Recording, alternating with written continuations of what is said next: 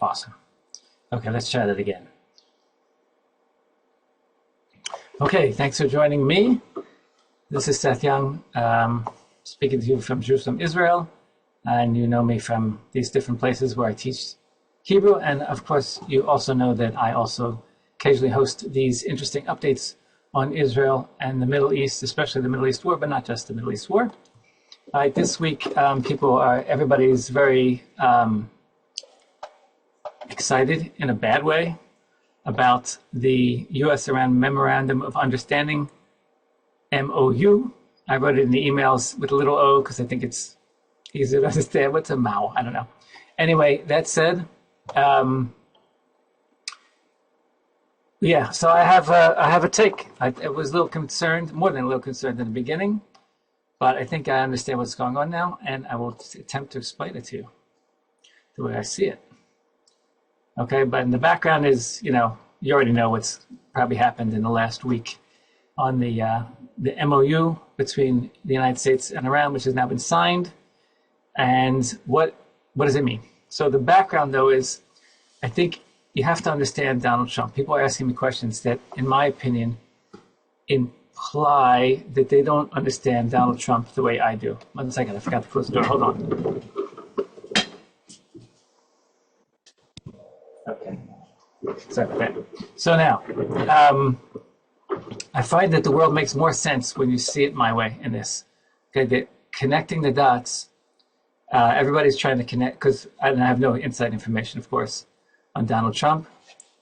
And I don't claim to have any inside information, but I think the way I analyze him it connects the dots, the way he acts, better than just about anybody else that I see. And then when I see someone else explains that connects dots better than I do, then I just update my understanding. So I think I'm going to try to explain to you the background, and then we'll get into what the MOU actually says and what it means. And but we need to see first how Donald Trump sees this. People keep asking, the way they ask me, they want to know, what is Trump thinking? What on earth is he doing? Let's see if we can understand better. Okay, first of all, the first thing to understand about Trump is he's transactional. He only cares about getting what he wants. That's his thing. Okay? Yaakov, everything looks okay? The screen and stuff like that? Yeah, look great. Great, thank you. Donald Trump is a businessman. In the old days, that means he wanted money, power, maybe prestige that it could turn into power and money later. Now he's a politician. He seems to be a politician like he was as a businessman. I mean, he's interested in getting his goals. He wants to achieve those goals. All right, that's what he's interested about. He doesn't care about, assume he doesn't care about anything else, not his pride and not what people say about him. And that's, I know that's a little bit radical for some people, depending on where they get their news from, but I'm pretty sure he's most just interested in getting what he wants. Everybody who's old enough to know, Trump is a lifelong marketer and salesman. He was a businessman for decades before he became a politician, and he pretty much brought his style of business and marketing and sales into being a politician. Okay, he communicates with, and by the way, they say, how do you know when a politician is lying? Does anybody know? You can unmute yourself. How do you know when a politician is lying? Nobody wants to unmute themselves? When his lips are moving. That's when a politician is lying. Does anybody hear me? Yaakov, you still there? Yeah, we can hear you. Okay, great. Everybody seems frozen to me. Okay, when the politician lips are moving, then he's lying. Okay, so you notice he's always lying. Now Trump brings his own. He's a lifelong. How should we say that?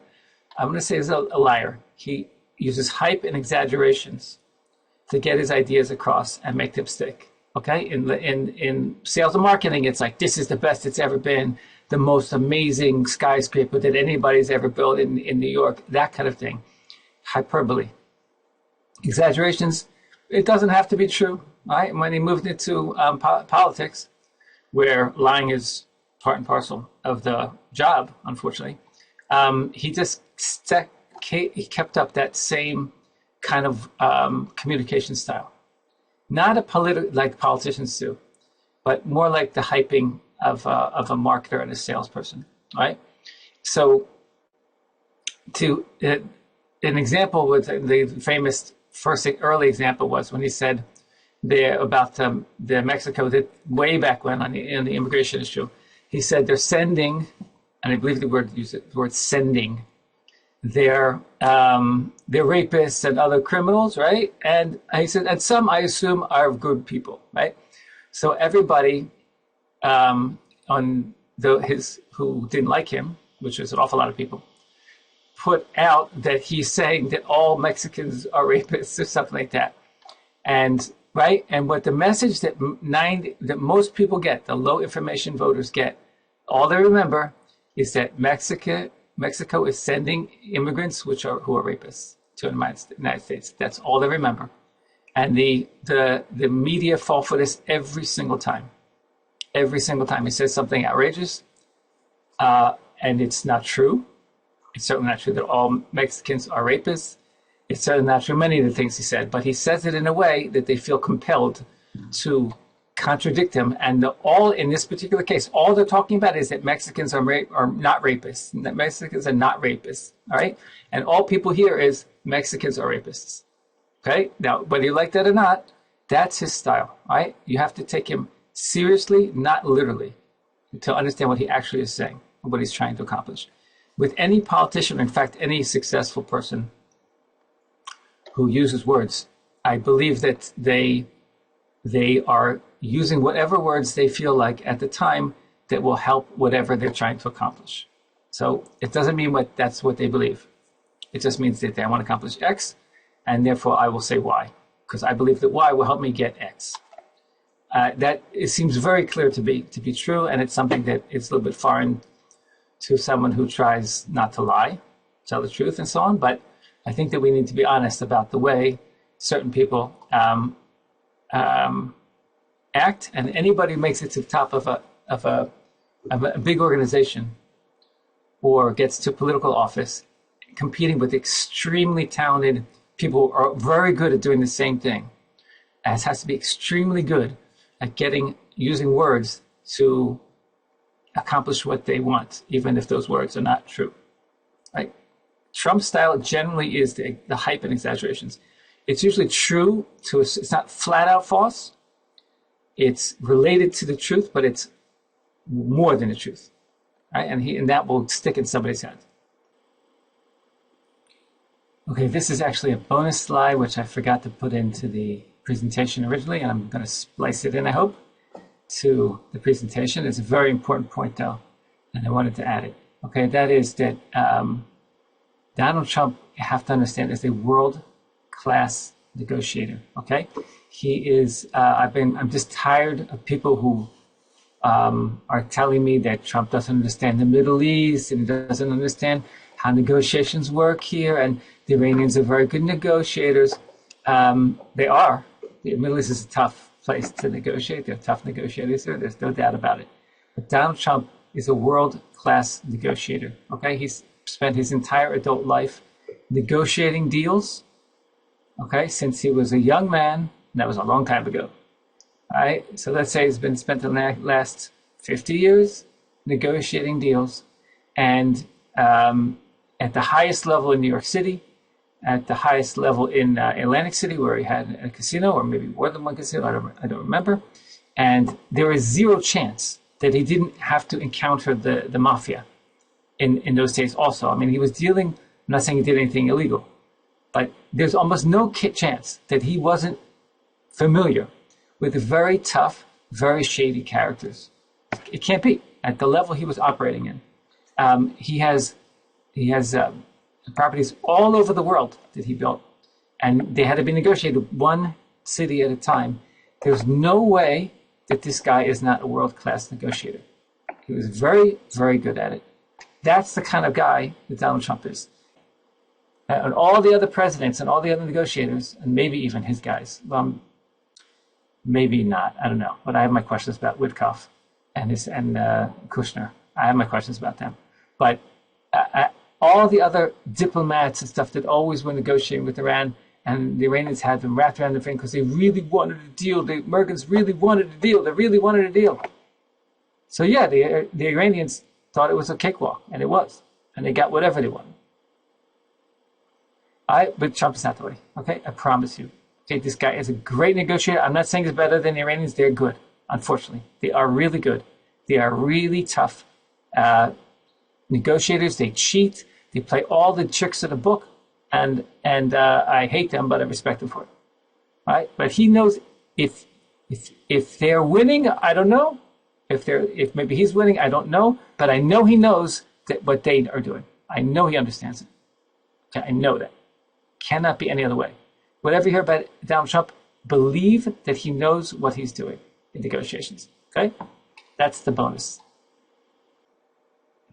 Okay, now people are asking, doesn't Trump this, whatever? Second, does this say? Show this again. I'm not sure. Okay, is Trump soft on Iran? I think very much not. Okay, I don't think anybody needs to worry that Donald Trump likes Iran, and especially what I'm about to say after this.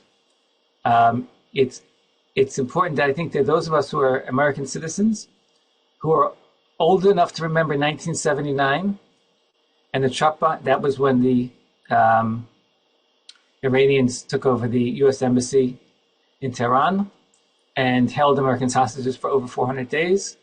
I remember I was 11 in 1979. I remember watching every single night the news Nightline with Ted Koppel on the update on hostages. Like my wife asked me, what did they speak about every night? Or maybe it was Yaakov's wife, I forget. So, and the answer was, there was what to talk about, right? People were fixated on the humiliation that the Iranians did to the United States, and they were never taught a lesson. Never. In the 1980s, anybody was paying attention to news, and I was apolitical during this whole time until I didn't become political until like 1987.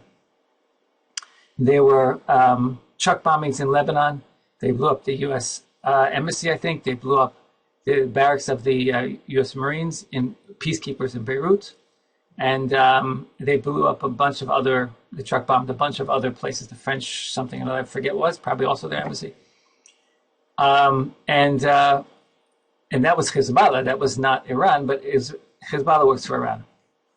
All right? Those of us who remember the 80s, I don't think almost any normal person from that time, American citizen, detests Iran. And I'm sure that Donald Trump feels as about Iran as we do, and I say people like me, maybe like you also.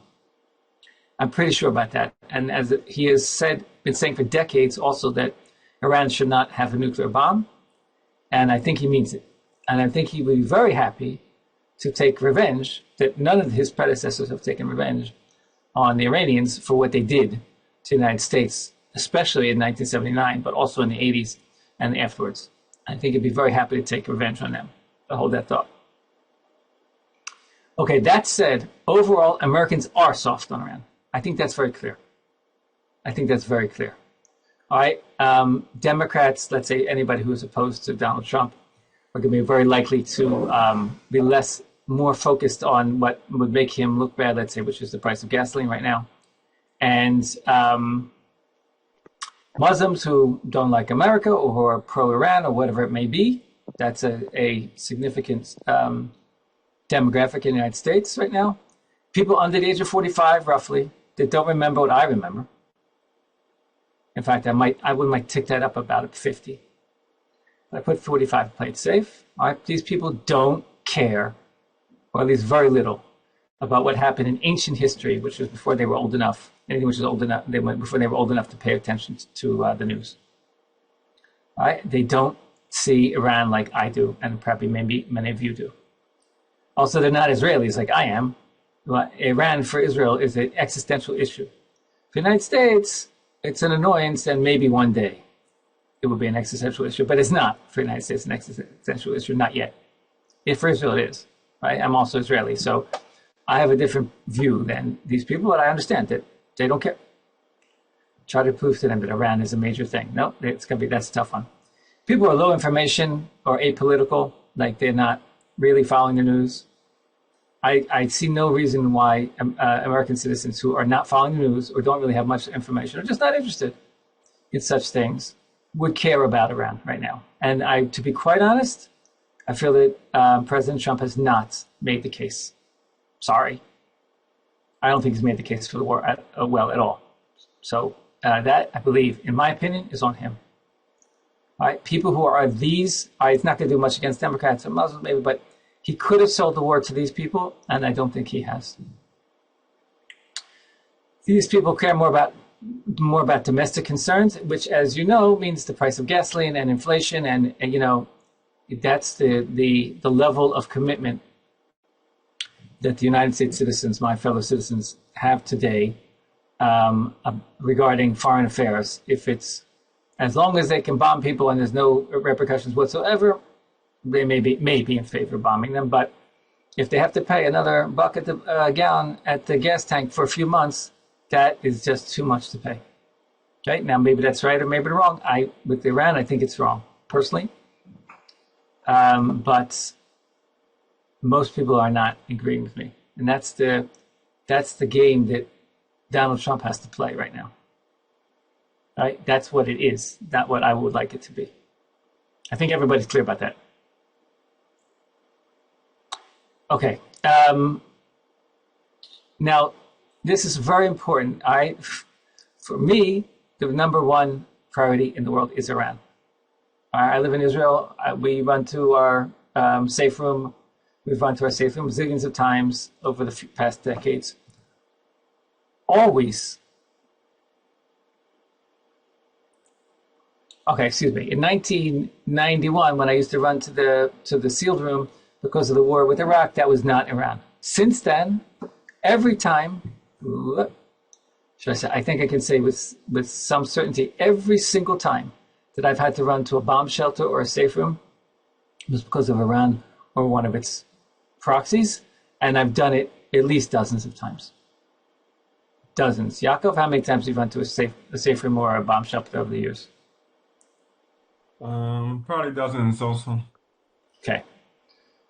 Yaakov is in his 30s. He grew up running to bomb shelters and safe rooms. That's what it is in Israel. And it all comes ultimately from Iran. That's my number one priority. If Iran gets the bomb, there's a great chance that they're going to want to use it on Israel, and I think, the blessing of much of the world. And for me, Iran is the number one priority. When there was a war in Syria, a civil war in Syria, and it was basically the Shiites, which are the Iranian-backed ones, and the Sunnis were basically the other main type of Islam, and they were like the Sunni extremists were like ISIS, okay, against the Shiite extremists, and including the then ruler of Syria. I was rooting for the ISIS, man. ISIS were like, I know they had real bad publicity thing because the Americans hated them because they chopped off people's heads, but they were fighting ultimately to push back the Shiites in Syria and Iraq. They were on my side. Okay, the best would be that they fought forever. Unfortunately, the war eventually ended, and they did fight for a long time, which was terrific. But in the end, the Americans took the wrong side and bombed ISIS. That was a misunderstanding. Iran is a danger to the world. ISIS was not. Sorry, I don't like them either. Believe me. But if I have to pick my poison, I pick whoever's going to stick it to Iran and their proxies.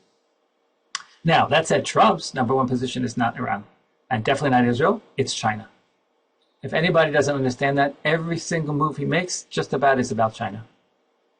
And when he makes a trade deal with some country that, seems like unimportant, there's probably in every trade deal some kind of thing somewhere that screws China. Okay? And I remember when they did they call it the new NAFTA. It's not called NAFTA anymore. They call it the USMCA, right? The USMCA, the United States, Mexico, and Canada Agreement. And I remember reading whatever it was, and it was like, and China will, right? And Russia, back in those days, it was also Russia. There was always something, it was like, what is Mexico and What do Mexico and China have to do with China? Well, everything has to do with China, with Donald Trump. Okay, that is his focus. Now, I believe what I said here, that Trump felt that regime change in Iran after the January protests would be an easy way to move Iran from an ally of China to an ally of the U.S. Right now, Iran is an ally of China. After the big win and the easy win in Venezuela with Maduro and the major protests in Iran against the economic crisis there, which has nothing to do with the war that followed it, it looked like the regime would totter. And that's why Trump made his move. And he and in Israel did a great job of bombing and all kinds of damage to Iran and to their military and to their missiles and to their nuclear program. But the regime change didn't work out. Regime change relies on the people of Iran, and they are at least, I don't know why, but they're afraid, or they're waiting for more something, the right time, or they just don't want to get killed yet again by the regime. So it didn't work out. All right, now, if that's the case, when the regime change in Iran didn't work out, Iran became a distraction for Trump from China. As a businessman, he cut his losses and is trying a different method to achieve the same goal, and that is the current MOU, Memorandum of Understanding. That's what it is. He's trying the same thing, but with different approach. That's all. Now, how do we? Okay, there he is. Now, does the MOU accomplish Trump's goal to make Iran an ally, or at least let him get back to working on other things? Probably. That's what I'll discuss with you in a second. Let me make sure that we're actually recording here. Gosh, I'm recording.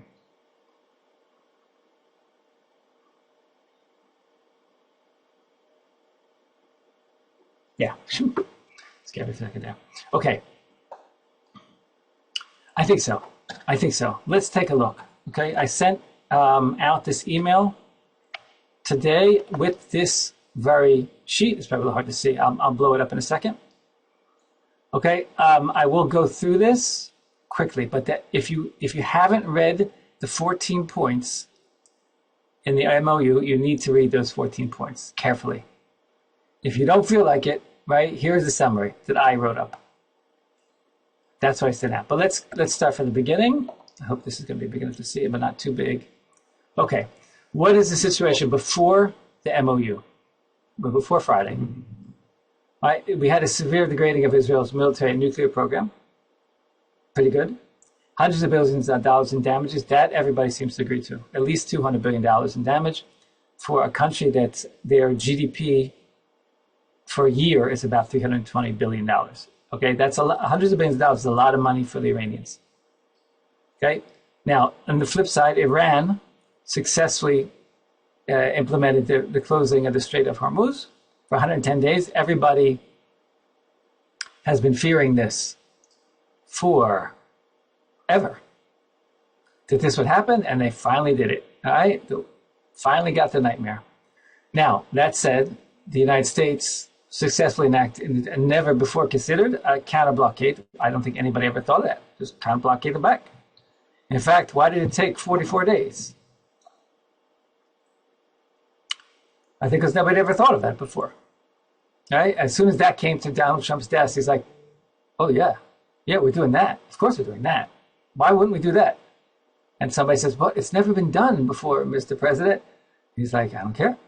Right? This is a great idea. And that was completely successful. The world survived this nightmare scenario so far for 110 days, but with some economic pain. The price of gasoline went up. There were some shortages of gasoline, especially outside the United States, in Europe and Asia. There were other things like maybe the derivatives coming from the Middle East, derivatives of petroleum, such as fertilizer. It's good to know that we're fertilizing with gasoline or something, but whatever they make fertilizer out of, that is not yet played out. But I wouldn't say it was catastrophic. There were no, at least in the United States, there were no gas lines, were there? I remember the gas lines in the 70s and the 80s in the United States. Remember them. I don't remember any. I didn't see it here in Israel. And Israel does not have any gas, does not have oil. And I don't believe it happened in the United States. We're not talking about anywhere near the level of trouble that with the embargoes in 1973 and the other one, I forget what is in the 1980s, I forget the exact year. Okay, but as we see, Americans are apparently more worried about the high price of gas than nuclear Iran. I'm very sorry about that, but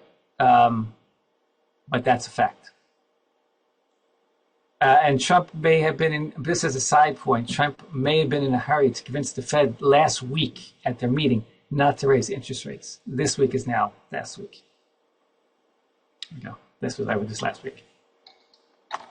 I'm pretty sure that's true. He was hoping to get a deal. Yaakov, is this big enough to read before I continue? For me, it's big enough.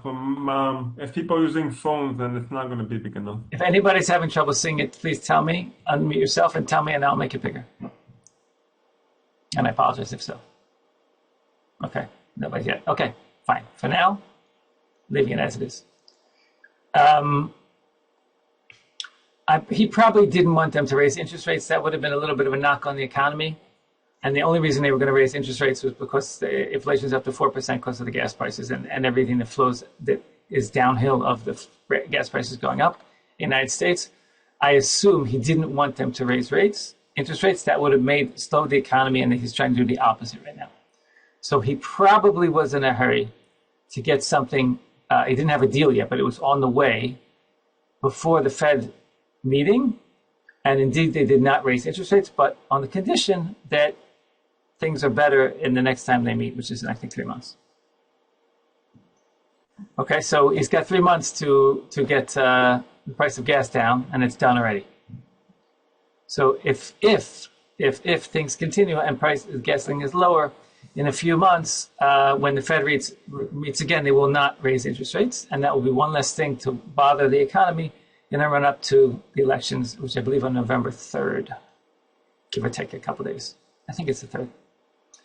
In the United States, the midterms, of course, the important midterms. So people think. All right, now, just FYI, what I put together some ideas for the future. Will Iran be able to do it again? And some mitigating points against them being able to hold the world hostage to the extent that they did this time. Okay, in general, I checked, right? So these are absolutely checked. These numbers are checked with absolute certainty from either ChatGPT, I think from was ChatGPT or Gemini, which is Google's AI. So with a grain of salt, but I think they're really reasonable. That now 20% of the world's oil consumption of that oil goes through the Strait of Hormuz, as opposed to 24% in 1976. It's a little bit lower. It's a little bit less pain when they close it. The United Arab Emirates has left OPEC with almost the explicit, maybe explicit, desire to increase their oil production, and that's immediate. They want out so they can make more oil, and they have a pipeline to the Gulf of Oman, which is not on the other side of the Strait of Hormuz, so that they can, and they're building another one, so that they will produce more oil and they'll get it out, hopefully without bypassing the strait, and therefore Iran controlling the Strait of Hormuz is slightly less of an issue, because a big oil producer will be producing more oil, and that would be getting out, even if they close the strait. The U.S., if you're not following it, the United States is the largest producer of oil in the history of the world, and it goes up regularly, gradually. It's going up by about 250,000 barrels a day per year, roughly. Okay, you can look that up online if you want. There's a great site. Yeah, look up. Just Google oil production in the U.S. by month, and try to get yourself a graph and see what it looks like. All right, the United States produces more oil than any other nation, I think, has ever produced, and that is going to continue to increase probably, such that that alleviates some of the pain from a closure of the Strait of Hormuz. Some. Same thing with the possible return of Venezuela as a major oil producer. If you look at their oil production, it's gone way down due to sanctions and just general, socialist incompetence. But now Trump is trying to get the U.S. oil producers that found and produced oil in Venezuela for many years, and then their stuff was nationalized by the Venezuelan government, and then that plus the sanctions, they are producing about a third as much oil as they could be, or it used to be, I should say. And Venezuela has enough oil for like 1,000 years. I mean, they have so much oil reserves. So if they could get back up, then I think they're roughly about 1 million barrels a day, but it's starting to increase again. And they used to be at 3 million. If 3 million barrels of oil were coming out a day of Venezuela instead of 1, that would be a nice option, other than the oil coming out of Strait of Hormuz. There's now an increased urgency for pipelines alternatives. Everybody's talking about this now. The United Arab Emirates is already working on their second pipeline. This is going to take time. That's what long term. This doesn't happen overnight, but they're already working on it. It goes under the mountains. It's relatively safe. It will reach the Gulf of Oman in a port, which is not, is a target, but it's not as much of a target as a giant oil tanker is. I think it's easier to defend a port than it is to defend lots of oil tankers going within 20 miles of Iran, their coastline. All right, Iraq has, I didn't know this, I just found this out today. They have something called the Kurdistan-Turkey pipeline, which goes through apparently northern Iraq, where Kurdistan is, the northern part of Iraq, through Turkey, out to a port in Turkey, which I think is on the Mediterranean. Didn't know that until today. Right now it's running at 220,000 barrels per day. And they want to kick it up to 770. I don't know why they just decided to do this now. I don't know what they're waiting for. Like that's pretty much immediate. That's going to happen like immediately. If you have that, you have the sheet. Everyone has the sheet. There's the links here. You can click on the link here and get to where I read about that. There it is. Okay, CNBC. There it is. All right. This is like news. I don't know. And on the 9th, they reported that Iraq had decided to ship more oil through there instead of letting their oil rot because they can't get out to the Gulf. I don't know what they're waiting for, but they're waking up. That's 500,000 barrels a day of increase. A counter blockade now of Iran can now be assumed for all future closures. In other words, if Iran closes the Strait of Hormuz again, obviously anybody with a background, any American president with a background will simply counter blockade Iran. Certainly Donald Trump would be very much inclined to close down Iran again, because it's been proved that it can be done and it's effective. It was very effective. All right, a future counter blockade could be more effective if it was implemented faster. I don't know if it would be able to be, but because you usually have to put ships in place, that takes time. But this time they were in place and they waited. Next time if they're in place, they don't have to wait. All right, there's going to be more stuff in the pipeline. You can see there's also this great link here. Our world in the electricity mix. You can see that solar, especially, is moving up very fast, and eventually they're going to be making these modular nuclear power plants, little nuclear power plants for all these data centers. There will be other alternatives to oil, natural gas. Nuclear's been, how should I say, not abandoned, but it hasn't been pursued for like the last, 30, 40 years, and that's going to change, I'm pretty sure. Increase in electric vehicles and decrease in reliance on petroleum and transportation. I have another link there. Electric vehicles are like 25% of the world's sales now, and the big need for oil is for transportation. Cars, trucks, trains, airplanes. All right. Once the EVs are kicking in, that's going to slowly decrease the over-reliance in petroleum and transportation, which used to be like just about 100%. Okay, that's why oil is so important. Anyway, that said, how are we doing on time? And I'm running out of time right now. Okay.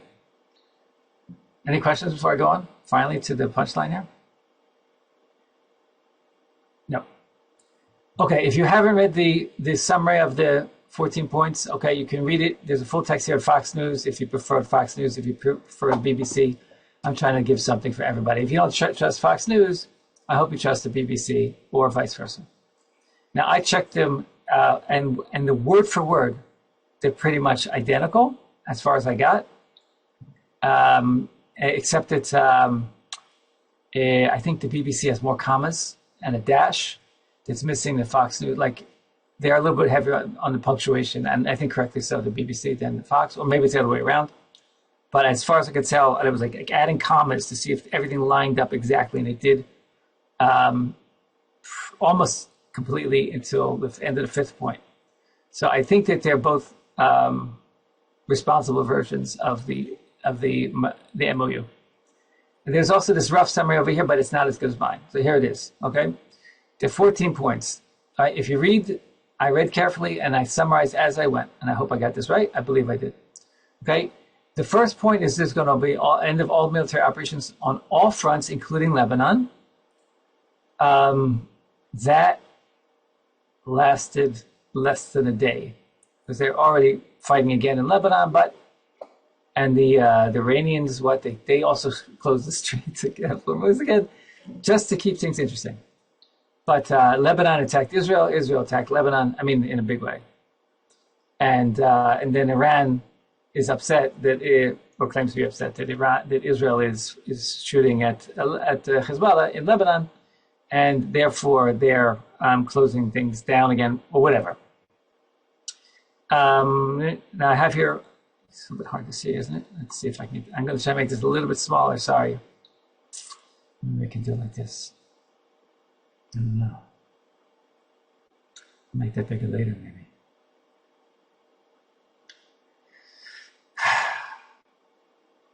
Okay. Who wins, who loses? Okay. First of all, this is right away. It's supposed to be right away. And it lasted less than a day. But let's say it's supposed to go into effect. It's very important to see when these points go into effect. That makes all the difference. It was supposed to be immediate. The winners from this are Iran. And why did I say Trump here? Trump gets quiet, which is going to affect other stuff. All right. The losers are Israel and Trump, I forget what I put there, and Bibi for sure. I mean, it's going to be Israel for sure, because we want to keep fighting. Bibi maybe, because Bibi needs the fighting to continue. And Trump, I forget what I put there. In fact, I would take Trump away from here.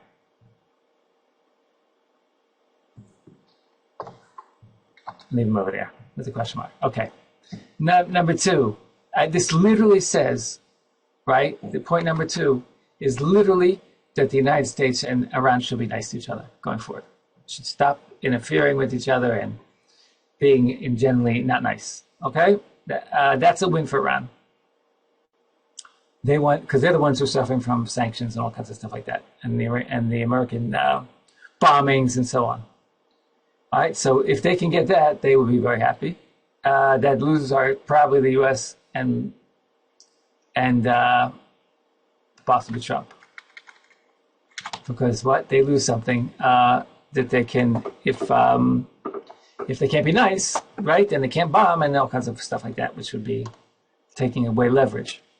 All right, then, and this is very important, there's a negotiations for final deal in 60 days. This is an MOU. It's a memorandum of understanding. It means it's not binding. It's not a contract. It's not even an agreement. It's an agreement that we're interested in having an agreement. That's all it is. All right? They have these things in business. It's not a contract. You get an MOU from a company, it's great. It's like a step in the right direction. But they're not committing to anything. They're saying, well, we're interested in going forward, if possible. That's what we got. For 60 days, okay? Or longer if needed. Okay. So I did the math. What did we say, Yaakov? There's let's try that, July, August. 5 months. 5 months? No, I came down to 4 months and 4.5 months. Wait, just try again. July, August, September, October, November. All right, it's 4.5 months from till maybe less now, because I thought it was a little bit later. It's only the third. A little bit less than 4.5 months until the American elections. So if we delay 60 days and another 60 days, then we're about 2 weeks before the U.S. election. Now, Yaakov wanted to argue with me that that means that it'll be harder for the Iranians will dig in, because they say, if you want a deal, you got to make it now, or we're going to make trouble again for you before the election. And okay, that's reasonable. But if on the flip side, if Trump can get it past the U.S. election on November 3rd, I suspect we'll wake up on November 4th and things will look very different. All right? But nothing happens until the negotiations conclude. Nothing. That's important. Okay? But this is immediate. But okay, now the U.S. is supposed to end this blockade of the Strait within 30 days. That's what it says, 30 days. It will also remove its forces from the area after the final deal only, and I don't know when after the final, but after the final deal is signed. Iran will end its blockade of the Strait of Hormuz for 60 days with no tolls, only 60 days. That's said explicitly. Just for no more than 60 days, it says. With no tolls, meaning they won't be able to charge shipping going through. And it's supposed to start that within 30 days. Again, they just closed it back up again. Not that it was really open, probably, but okay. Iran will keep the Strait open according to international law. And this is a very important point. According to international law, the Iranians are not allowed to take a toll on an international waterway, even though it's within their, the part of it which is in their territorial waters, which is like half of the strait, right? So I put no tolls, maybe. Obviously, they will argue that they can take tolls, and everybody else will argue that they can't take tolls. Toll meaning we charge you like $1 million or whatever it is for every tanker that goes through there, let's say. Why not, right? So, but anyway, it doesn't happen until after the final deal, right? That's afterwards. It's $300 billion for Iranian construction. I am so horrified by this. I think as everybody in Israel is horrified by this number. $300 billion is a lot of money to save their petunias. Okay, but that's only after the final deal is struck. Okay, and it's supposed to be connected to performance. If it's connected to performance and only after the final deal is struck, it will never happen, because they will never acquiesce to the stuff that Donald Trump will demand in order to exchange for that $300 billion. It won't ever happen. So if everybody hangs tough, the Iranians and the Americans, then this will never happen. If they hang tough. The same thing, I believe. This is very important. When I read point 7 the first time, it looked to me that same thing. After the sanctions, I'll get to what I was going to say. The sanctions will be also relieved after the final deal. No nukes for Iran. Move the diagram of over-enriched nuclear material only after the final deal is signed. And I doubt it will ever happen. As I think this to everybody. And as long as Donald Trump is president for those 2.5 years, then there may be some leverage there, but I don't know whoever comes after him will keep up whatever inspections and so on that he arranges. Status quo for okay, everybody claims that they're not going to make any move. That's baloney, right? The Iranians will do whatever they can, but it's only for 60 days. There's not that much they can do. And no new US sanctions. Fine, that's supposed to be immediate. Waivers, anything that they do will be sanctions busting, will have to be allowed, despite the sanctions, which are not going to be removed. So they're going to have waivers to let, for example, Iranian oil get out. And finally, well, not finally, this is important. I'm not sure. When I read the 14 points, I thought it was immediate. Other people think it's not immediate. If it's not immediate, then great. If it is immediate, then bad.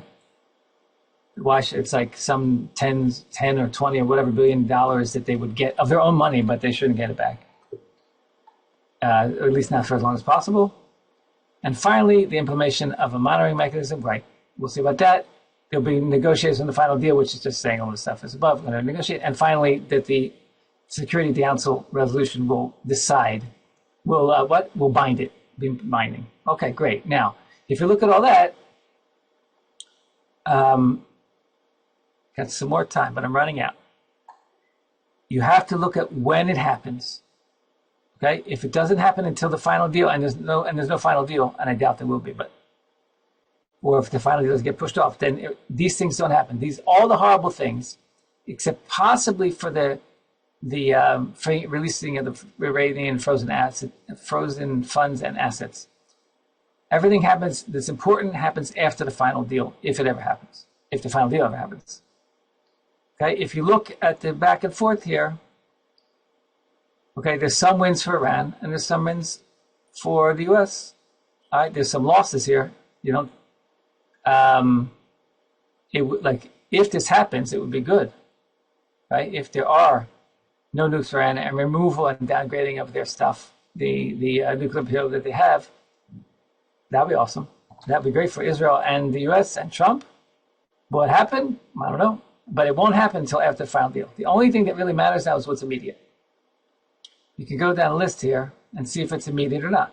If it's not immediate, we're not talking about it, but everybody else is talking about it. All right, is $300 billion for Iran a bad idea? Oh, it's about as bad as an idea as can be. But it hasn't happened, and I doubt it will happen. But when it's getting close to happening, then we can talk about it. Now, it's meaningless.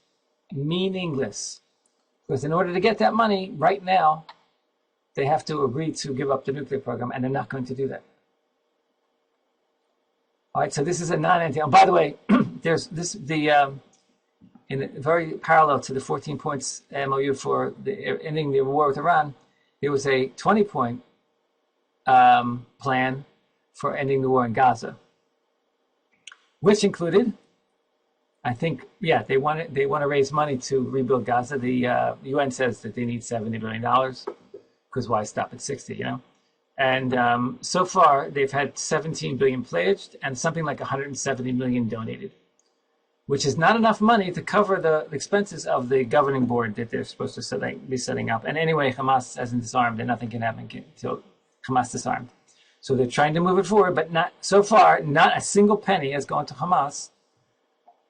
From the Donald Trump's 20-point plan. I'm expecting something similar with this. But if as soon as I become wrong, then I'm wrong. But right now, nothing has happened. People going nuts over $300 billion. In theory, it's awful. I mean, it's just about as bad as it could be, but it didn't happen. And it probably never will. As far as the tolls, that's very important. Okay, if they get what they want on this, that's going to be a lifeline for them. That's bad. If everybody has to pay $1 million and there's 100 of those tankers going through the strait every day, and they have to pay $1 million, $2 million to get it through, then that's an awful lot of money for Iran. But that's bad. So the question is, no tolls. I don't know, but it's not a problem, and nor it will be a problem for at least 60 days, and almost surely more than 60 days.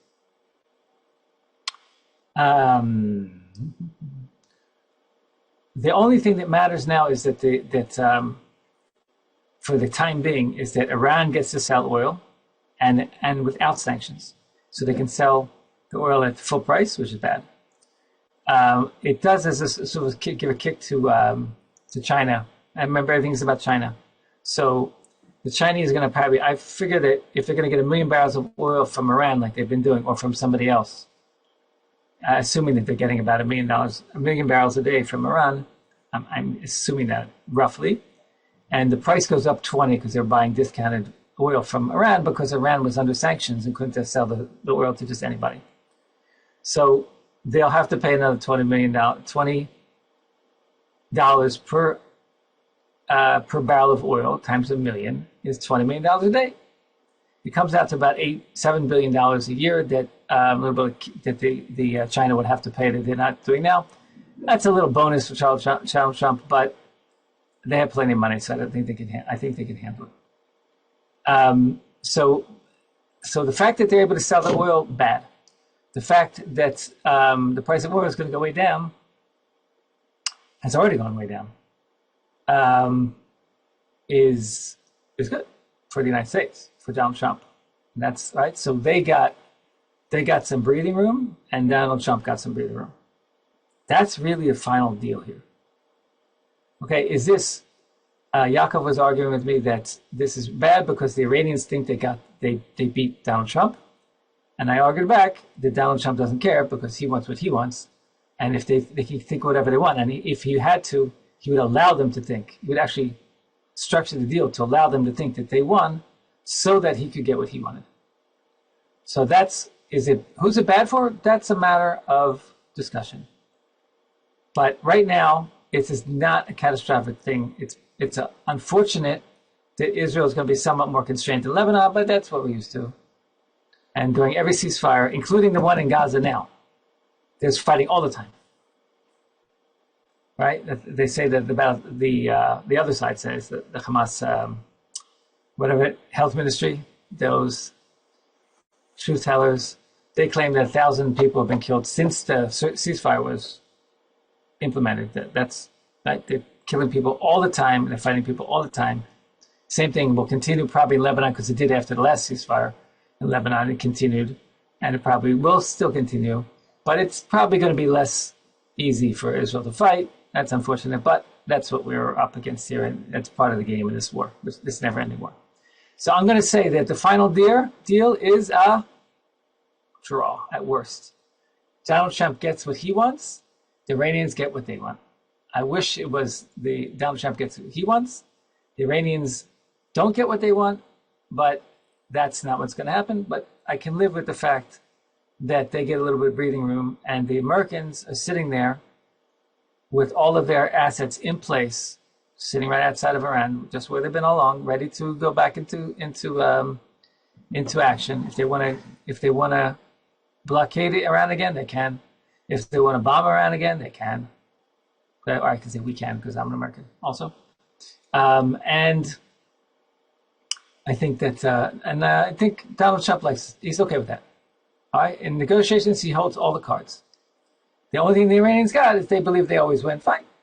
He's okay with that. They can believe whatever they want. And I agree that if they feel that $200 billion of damage to their nuclear program and their missiles and their planes and their anti-aircraft missiles and their radar stations and their Navy and their infrastructure, if they feel that $200 billion is a win because they're still standing at the end, like Rocky Balboa, he made it to the 15 rounds.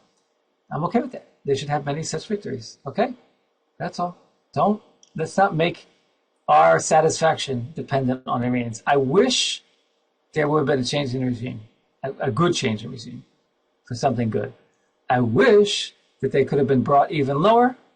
Donald Trump is probably going to take a shot at turning them into an ally through the carrot, through the economic carrot, not just the stick. The stick is there. The stick is not a stick. It's a huge club sitting waiting to club them again. But in the meantime, he's willing to give the carrot a chance as well at the same time. All right, and that's what I think is going on here. Okay, now, one more thing. Let's get this out of here. Okay. I should add, right, thank you for joining me for this. If you want more updates from me, Sundays, we're suggesting Sundays at this time. We're still trying to put together a group. We have a few people who are interested. Send us a message at this address, yourhebrew.com/support. Okay, do I need to put that into I don't know if I can. Do I need to put that into the browser, into the chat? I will try to put that into the chat. 1 second.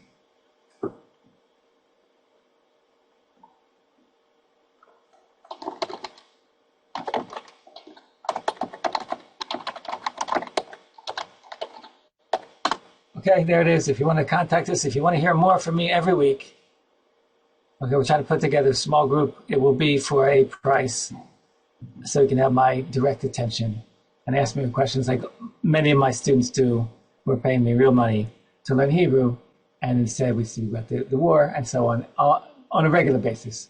So you're welcome to join them, but for much less money.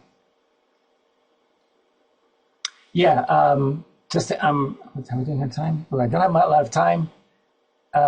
Dina, are you here? Are you still here? Dina, I think I saw you before.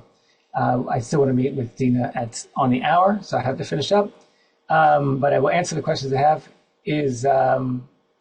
Dorian asks, what about Trump saying that Syria should take over defeating Hezbollah, they'd probably do a better job than Israel. Yeah, they would, by the way. But that's like a statement of fact. Does anybody think that the Syrians wouldn't do a better job taking out Hezbollah? In fact, that's a darn good idea. Because they won't care.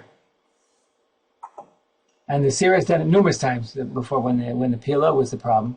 And Israel went in and beat up the PLO, and the Syrians would go in and do whatever they felt like. And the whole world landed on Israel, and then the Syrians did whatever they felt like. You know what? That's not a bad idea at all. There will be a lot of dead people. A lot of dead Hezbollah people if Syria takes care of it. And I can't argue with this single. Yeah. I know Syria wants to do that, you know. They probably do, though. Syria is now against Hezbollah. Sizes, okay, sorry. Thank you. So Julie said the size is fine for phones. Thank you very much. Way back when we asked about that. And I don't think it's good to end this war. Sean says, I don't think it's a good idea because the gas prices, now that they've started it, they should make sure the Revolutionary Guard is gone for good and the people of Iran can start a democracy and be free. I completely agree with every word, but that's what we have right now. Okay? It didn't work out. I'm sorry. I'm way more sorry than you are, I think. Okay? I'm very sorry. But that's what happened. And we're sort of stuck with that. I wish it wasn't so. But it's not a perfect world. I'm very happy that for the $200 billion in damages to Iran, to Iran. If for some interesting reading, go to I'm going to type this. Just search on Iran economic crisis and also Iran water crisis. Google them and then go to Wikipedia. Leaving those guys in charge is as if they had killed Hitler in 1940, but then let Goebbels continue to rule. Yeah, absolutely. But Sean, you're right, and totally, completely right. But let's face it, in Germany, the United States had millions of soldiers, boots on the ground, millions of soldiers. The Russians had tens of millions of soldiers, right? The English and the French, and everybody was piled on, right? And here, the United States the American citizens will not acquiesce to boots on the ground. They will not. Sorry. I acquiesce, but as the American people as a whole will not agree to it. And that you can't, unfortunately, right? You have to occupy to do what they did in Germany and Japan. You have to occupy, right? Iran's a very big country with 90 million people, 92 million people. All right, let's see. What's the longer term? Dems with the next election, that would be a disaster of Israel, says Richard. Okay, I hope that they don't. I assume you mean the presidential election. If they win the midterms, then Donald Trump is still president. He'll be constrained more than he is now. But his own the Republicans are kind of, Yeah, presidential, not midterms. Presidential. Yeah, I don't look forward to that happening. I hope it won't happen. But it would be bad. I agree. That's my opinion. Okay, let's see. Dorian, what was it? We did that one. Size is fine. Oh, sorry. Yeah, song we did. Okay, says Alana, having strong feelings for Israel and America, I have very little confidence that Donald Trump understands politics or security issues. Okay, politics, he is one of the at least best politicians in the generation.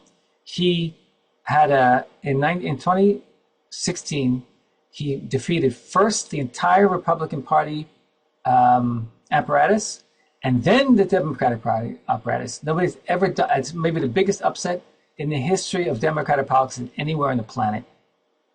Okay, he understands politics. Sorry, if I couldn't do that. Okay, because if you could do that, then you understand maybe. But I could never defeat the political apparatus of both parties. Barack Obama defeated the Clinton party machine, but then he had the Democratic Party behind him when he went and faced the Republicans. All right, that was a huge upset to beat the Clinton machine, but not to beat the Republicans. Donald Trump beat both. And that's unheard of. As far as security issues, I think is okay, but that we probably need to discuss more.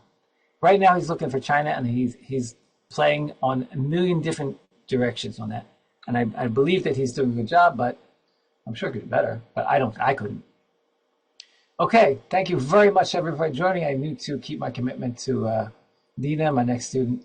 And thanks, and I hope that you guys will sign up.